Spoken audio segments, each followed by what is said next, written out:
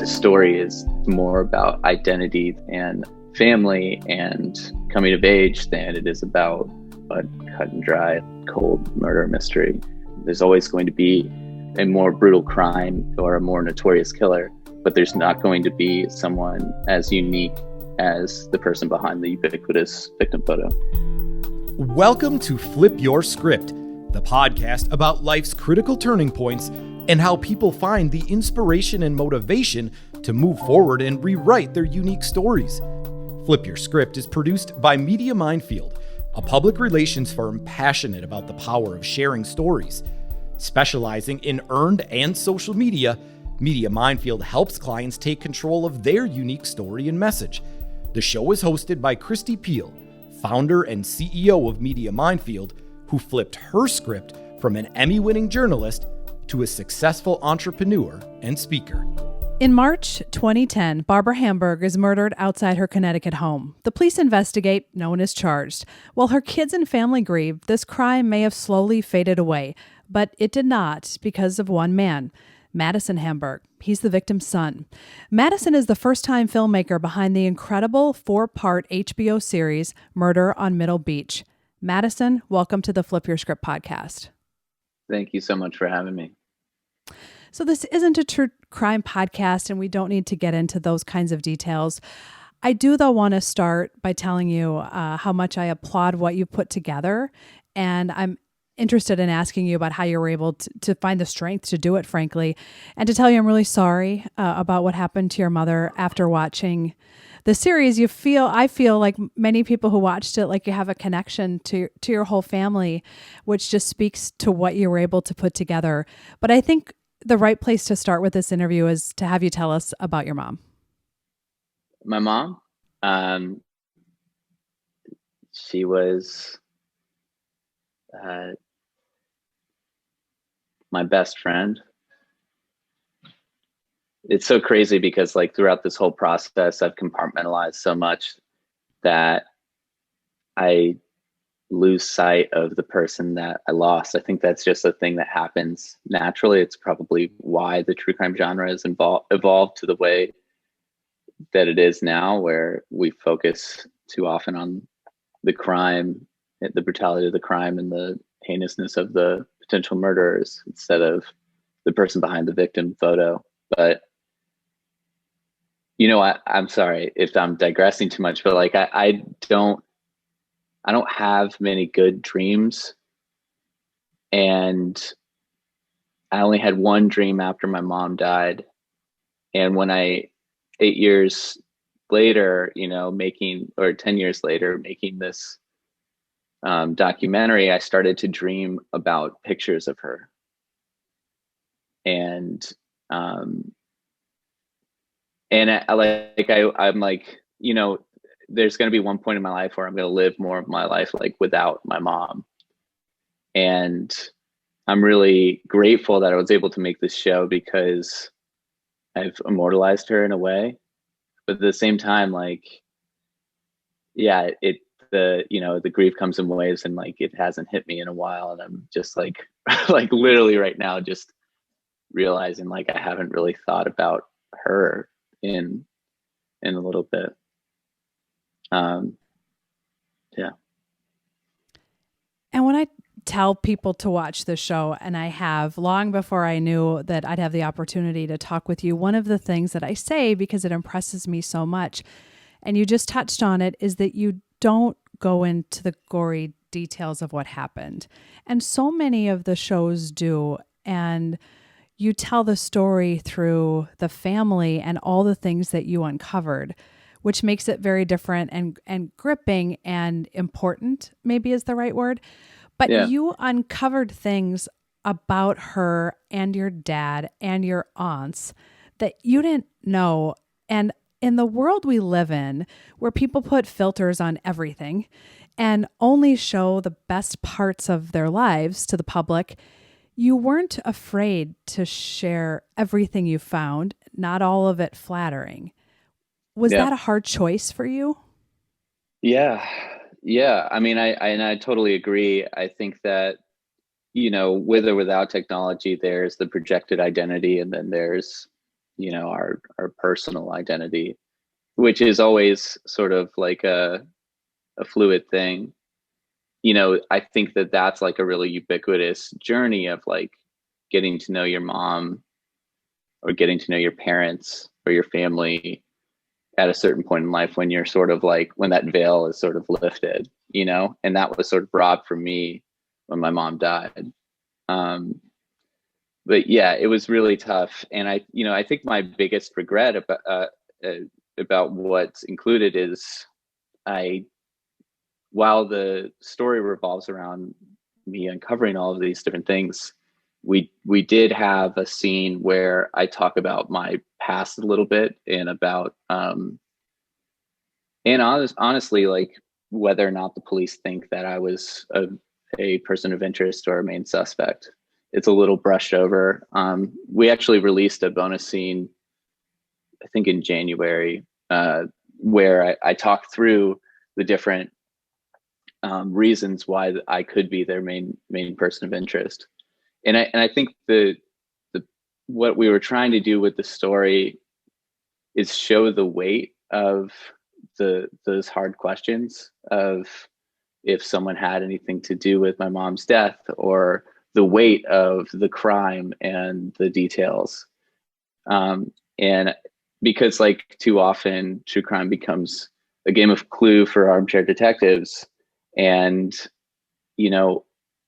everyone in my family is like a real person. And if you pull back the veil on most people's paths, there's conflicts that shaped who they are. And it doesn't mean that they're a murderer.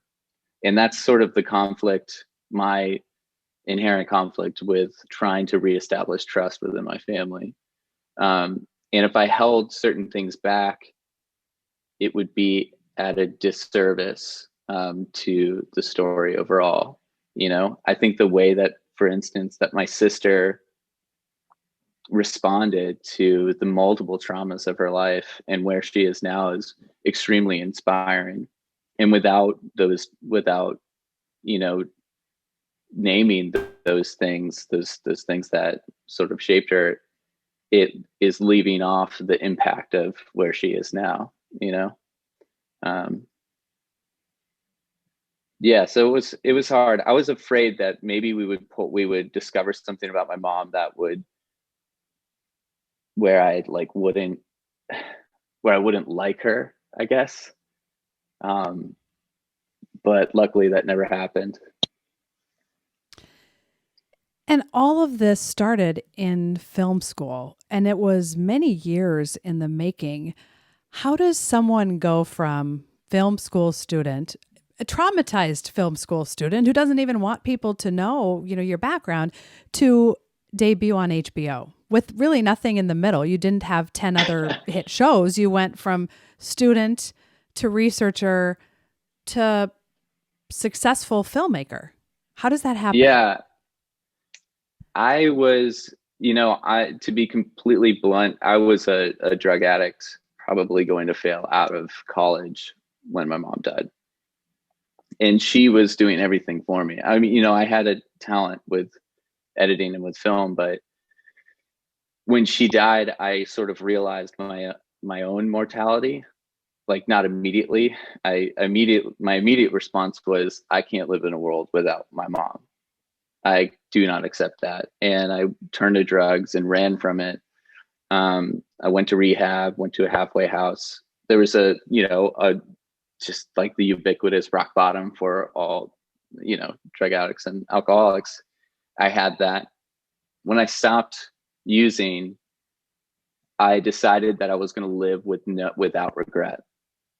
Like, this life without my mom, starting now, I'm going to take every chance that I can, and I'm going to just live my life to its fullest. And, I lost myself in school, and I lost myself in film. And I was, all of the sudden, all the things that my mom was hoping that I would be when she was alive. And maybe that was a part of it. Maybe it's this bargain. Maybe if I can just fulfill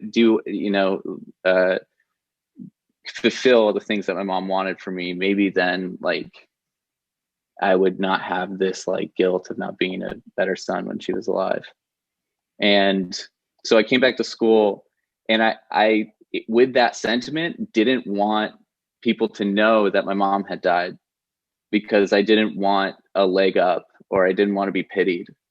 I wanted people to, I wanted their honest opinions, because if I'm going to grow, then, I felt like I needed that. At the time, I probably also needed like a close group of friends who knew, and like, were like looking out for me, and like a therapist, multiple therapists.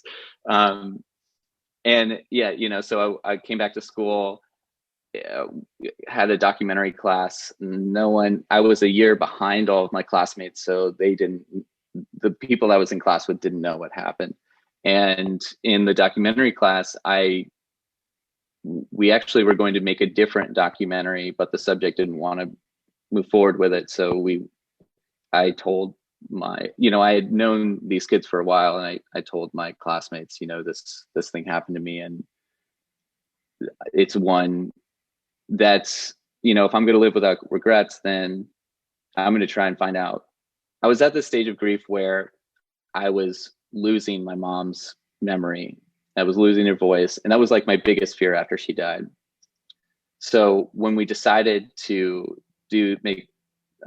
start this documentary, I was trying to immortalize her and trying to retain that memory, and I think that was a form of bargaining with my grief. And when we started asking questions, I realized that I was grieving someone that I didn't really know, and that there was this, amazingly complex human being behind the person that raised me. And I sort of became obsessed with like unearthing that, and also, unearthing what could have led to my mom's death. There's family members who strongly were pointing fingers at each other, and if I felt like if I could do one thing with my documentary, it would be absolve people and restore some trust. And so we were, shooting in 2013 for a school project that was supposed to be like 10 minutes long. And, we amassed all these interviews. Our rough cut was 40 minutes. And my professor, Ken Daniel, who I'm still in touch with now, was like, I'll give you, you don't need to turn in a final project, and I'll give you an A if you promise to never stop working on this. Flash forward a few years, I did pretty well in school. I released a short film that went to a few festivals, and the school was very excited and very supportive. And I heard about this like alumni program, artist residency in Savannah, and it was not oriented around film. It was oriented around artists who make products that then can be sold at a store. But we worked out a deal with SCAD, the college I went to, and next thing I know, we're 10 weeks of working on this project. We shot most of our master interviews during that program. My producer from school, started working with me, and 10 weeks later, we had 160 hours of footage, most of the master interviews that are actually in the show, and a minute and a half like teaser. And then I started just reaching out to people, like, what do I do? I knew at that point that it was going to be bigger than like a feature, an independent feature, because there was such like a complex story to be told, that we would be doing it a disservice to shorten it into a really small feature. And luckily, I got connected to this production company in Austin. They were super excited about the series and wanted me to sign an option agreement. I didn't even know what an option agreement was. And so I reached out to, just mentors, like, do I sign this? I reached out to my uncle, and luckily my uncle had reconnected with an old friend of his, who's actually now one of my EPs, Ron Niswaner, who wrote Philadelphia and was a longtime collaborator of Jonathan Demme's. So my uncle's like, hey, my nephew's doing this thing. Can you you know, give him some advice. He's about to sign this option agreement. It's about my sister. And so Ron called me and he was like, tell me about this option agreement. And he's like, he's a writer. He's like, well, you might as well just tell me about the story. Like, if I'm going to help you with this. And we ended up talking for like 3 hours. And the next day I was actually supposed to sign this option agreement. I went in to the production company and he called me and I left the meeting to take the phone call. And he's like, don't sign that agreement. I'm flying you out to LA. We're going to do this the right way. Jonathan Demme changed my life in one phone call, and I'm going to try to do the same for you. Wow. Yeah. And flew out to LA, stayed on my producer's couch, who, thank God, he stuck with me throughout all of this craziness. We edited a 15-minute sample. Ron and Netta Armian, his production partner, who also a longtime collaborator of Demme's, we went to Jigsaw, which is the company I'm partnered with now, and started pitching to every network I've ever heard of with Jigsaw attached. And HBO was our last pitch, and it was really difficult because the pitch process was really difficult because we're pitching something in the true crime space that is, one, is open-ended, and two, is not really about the crime. It's about the family and the people around it. And that's not really like the equation that most executives make when thinking of a true crime project. And it's a small town. There are a lot of things like sort of pegged against us, but the way we pitched it was that it was not a story for anyone who's into true crime or likes murder, I guess. It's a story for anyone who has a mom. And our last pitch was HBO, and we pitched to Lisa Heller, and we weren't getting a lot of offers. And I was like, kind of at the end of my rope, and we had one other offer. And we had this amazing pitch, and a week later they gave us an offer. My girlfriend and I uprooted our lives, along with my producer and his wife, moved to New York and started piecing everything together and shooting more. So I guess that's the long version of how it went from my mom died and now we're working with HBO. Well, congratulations. I mean, it's an incredible epic saga just to get to the point where the story can be out.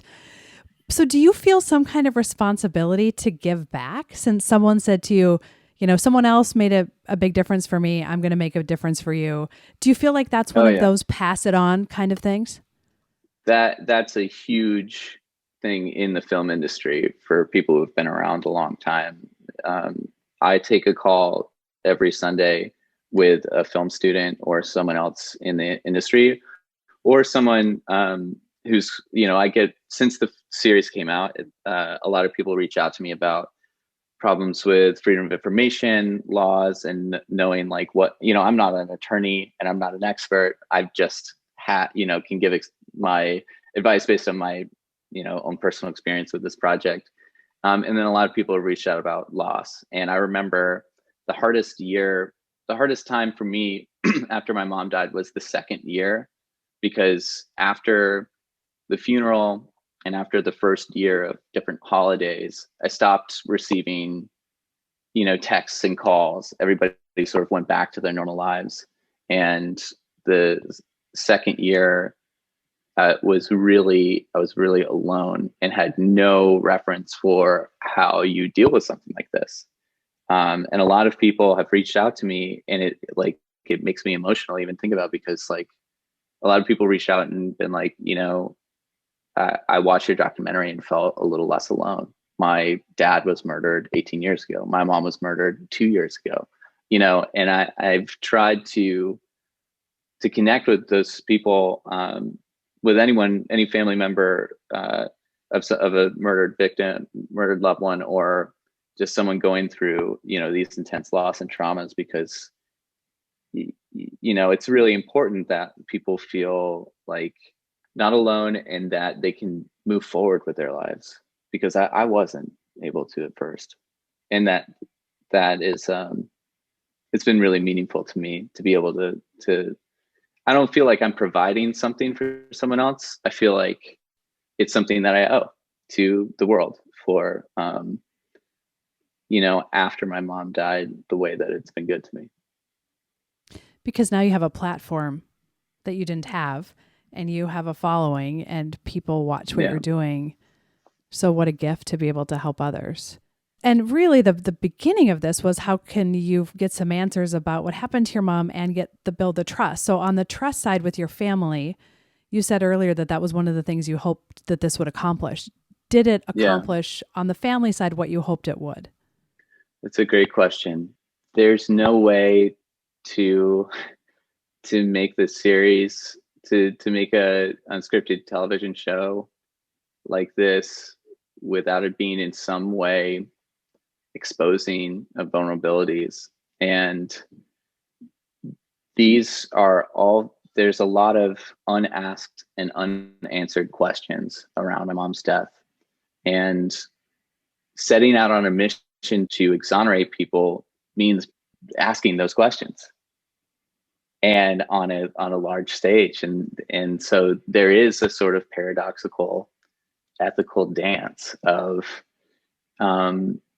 while I have proven that, for instance, that certain family members have just couldn't physically have anything to do with it, which was really important. I think the exploration of that alone has sort of created some challenges within people's lives, and I think a lot of people were involved in the documentary because they wanted to help me. And I was so scared of that I was repaying them with exposing all of these deeply vulnerable things. But I think after the doc came out, there's been this overwhelming just response of, positivity, as certain episodes were coming out. There was a lot of skepticism and in social media and about who could it be and who done it. But after the 4th episode came out, it's really felt like, the story is more about identity and about family and coming of age than it is about, a cut and dry, cold murder mystery. So there has been trust reestablished, but there's also been the airings of long held secrets. So the only way you can get past a problem is that the first step is identifying that there is one, right? So unfortunately, a lot of those problems were identified on a large stage. So I think it will ultimately lead to, rebuilding of relationships and trust, but it's not been an easy road. I can't imagine. And in watching it, and now that you've told more of the backstory, and I've done a bunch of research about the story of making the documentary, is it true, or is it possible that when you were going to interview your family members at the very beginning and you were doing the project, do you think that they were thinking, I'm going to help Madison. He's had a rough go. He's doing a project. I'll help him. Never expecting that the project would be amazing and that it would be on HBO. That's a great point, and no, I don't think anyone was expecting it to be on HBO back in 2013 when I started this project. Maybe in 2016 that it would one day be on TV or be in film festivals. But something that my college professor sort of instilled in me was, before every interview, though, I did kind of run through the rules of the interview with the subjects, and many of which were my family members. I'm not setting out to exploit anyone. You do not have to answer any of these questions. If you don't feel comfortable, pass. You can stop the interview at any time. We have the same goal at the end of this. And this isn't an interrogation. And, I've been really upfront with everybody that this is film, people are going to see this, whether it's 1 or 1,000 or, a few million, like it actually ended up being. So I think that that was always there, but it's like this dance of, if you want something candid, then you also want to try and forget that the cameras are there. So yeah, it's another sort of ethical dance of documentary filmmaking. Are you surprised at how well it's done and how it's resonated? Yeah. I didn't do this. I didn't make this project because I wanted to be successful. I made it because I wanted my mom's story out there. So I'm really excited that it has done really well. I would love to have the answer as to, what happened to her. And I think that it creates a platform for momentum towards that. So, but yeah, no, I remember when the premiere happened, I had this like really weird feeling of like, wow, like seeing it on HBO, seeing my face, seeing my family members, and seeing people post about it on Twitter and like on social media. Like I was like, wow, this is more people than I like asked to watch this are seeing. It's like it's the first time for me, outside of like film festivals, and usually I've met everyone in the audience at that point. Well, I don't know if you know, but I just looked it up right before this. 100% critics on Rotten Tomato. 100%. Like, it's hard to find that. Wall Street Journal, Variety, Vanity Fair, New York Times. I mean, it's on and on, the critical acclaim of this film. So 2 questions. Will there be a 5th episode? And what are you going to do next? Because a lot of people, even critics, are like, he better do another one. I want more. Yeah, well, I'm looking into the case files, and we'll see. It's too early to say if there's going to be another one. As for what I'm doing next, I have a lot of other documentaries that I've been developing with my producing partner, Solomon Pachenik, who is my producer on this. And yeah, I just think the opportunity to try and subvert the conventions of subgenres within documentary and tell really human stories is really humbling. And I would love to continue doing that. I think through this project, I've found my path, something that's really fulfilling and provides a purpose for me that I lost when my mom died.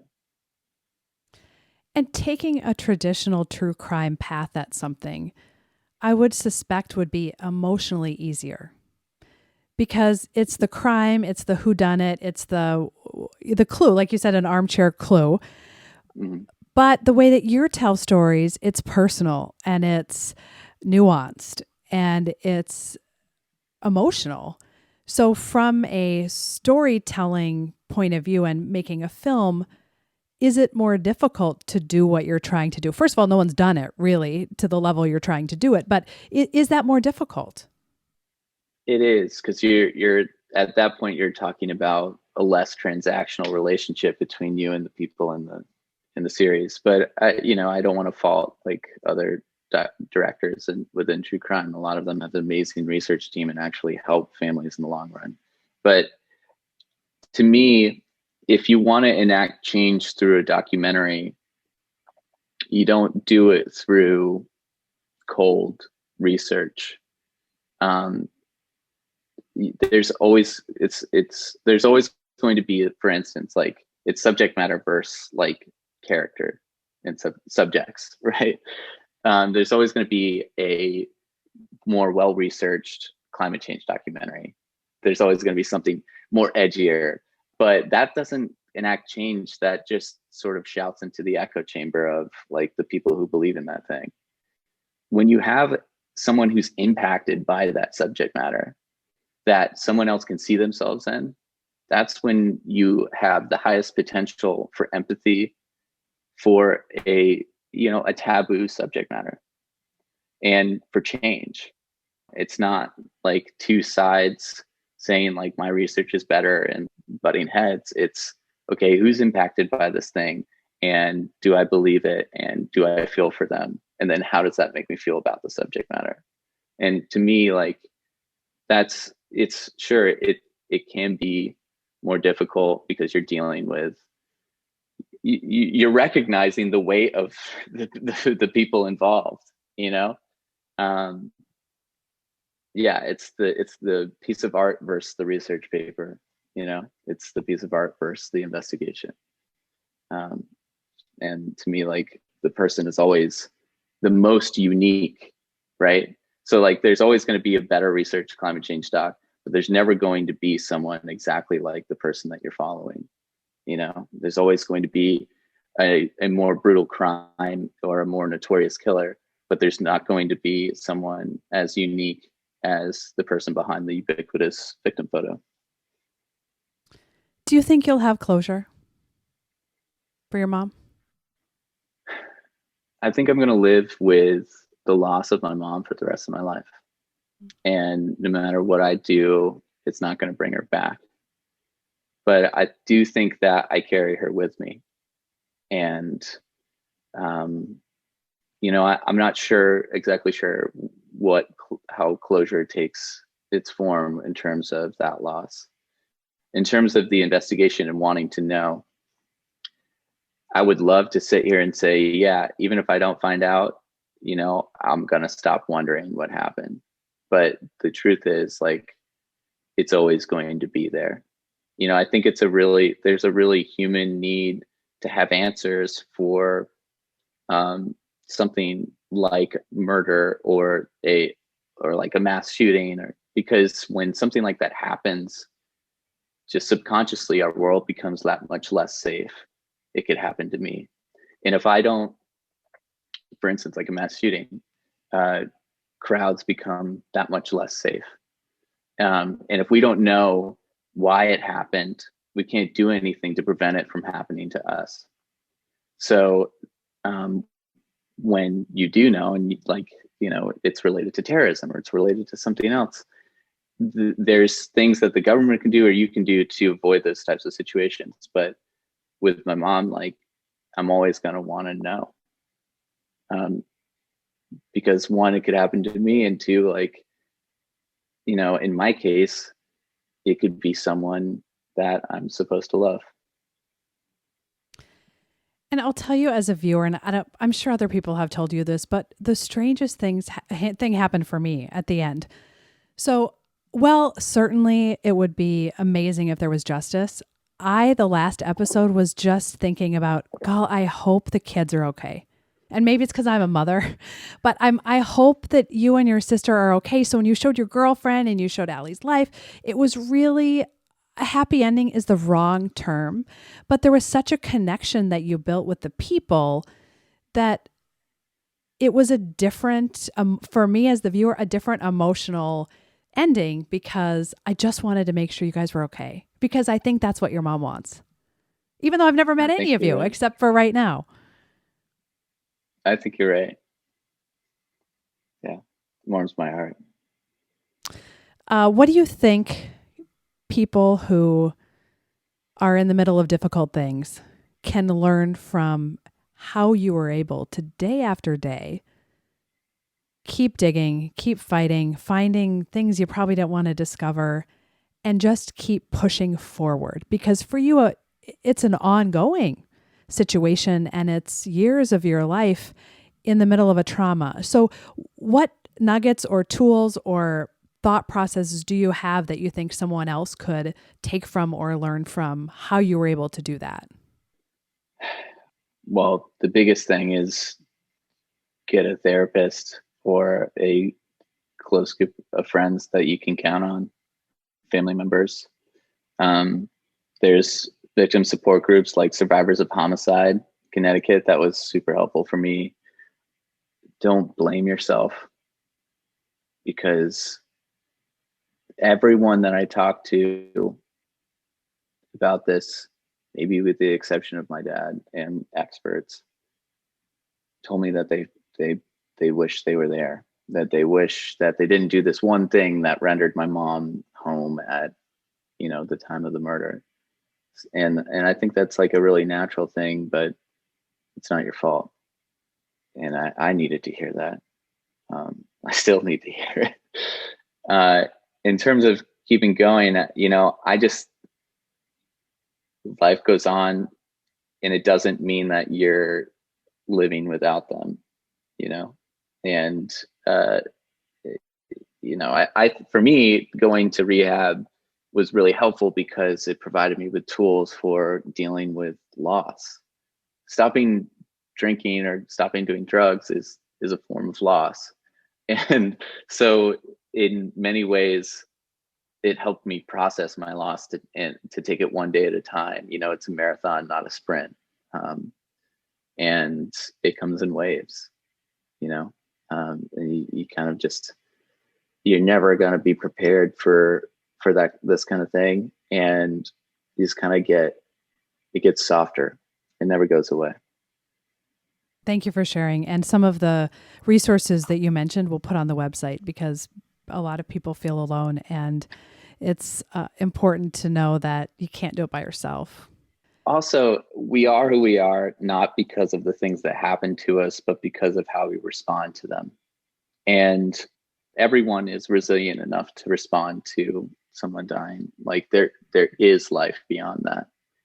And in fact, I believe that it makes, and I'm not saying this to say that I'm reflecting this, but it makes you special in a way. You have a different kind of resilience than the average person. And I don't look at it as something that holds me back. I look at it as like something it makes you stronger. And I think that anyone who's gone through something like this has the capacity for a greater amount of empathy for the world around them. It's well said. It's well said, and it's an excellent segue into the final question, which is there a quote, a song lyric, something that has gotten you through, or mantra that you can turn to when you have the more difficult days, which, as you mentioned, still come and will always come? Yeah, there's so many. I think I learned a lot through Alcoholics Anonymous, also because my mom was in AA. So those have always stuck out, like the poems and the prayer. I think the St. Francis prayer is probably one of the biggest ones, the Serenity Prayer. And also, I think going through my mom, the loss of my mom and the murder, it's like, why me? Why did this happen to me? And how everybody else is, I don't know. I think a big thing that stuck with me was like, one, I became more competitive and also like jealous of people who have their moms. And I think for me, just from a filmmaking perspective, one of the biggest lessons was other people's successes aren't your failures, and like celebrating my friends' successes rather than looking at it as in a way where I fell short. Like, how did I fall short for someone else? Maybe it's because of my privilege that I just assume that I should like strive for the best. And if I fall short, like it's not, it's somehow a character flaw. But yeah, I think in college, that was like one of the biggest lessons, was just like celebrating my friends and collaborators' successes. Well, I know I'm not alone in celebrating your success, and can't wait to see what continues to happen. And hopefully all the work you've done leads to some other kind of closure or justice or ending for this part of your life. Not that it will ever end, but this little piece of what you've been doing for so many years, because it's remarkable to watch. And I know this is the first of many successful films that I bet that you make, and I'll be watching. I know others will as well. Thank you so much for having me. Absolutely. It's been a pleasure. In thinking about Madison's story, there's so many gems of things we can take away from it. Stories have power. Share stories. Don't go through things alone. Ask questions. Be authentic. And maybe the most powerful thing he said, live without regret. My hope is that Madison's story empowers you to believe you're capable of more than you think, to discover motivation, to uncover inspiration, and to find the strength to turn the page.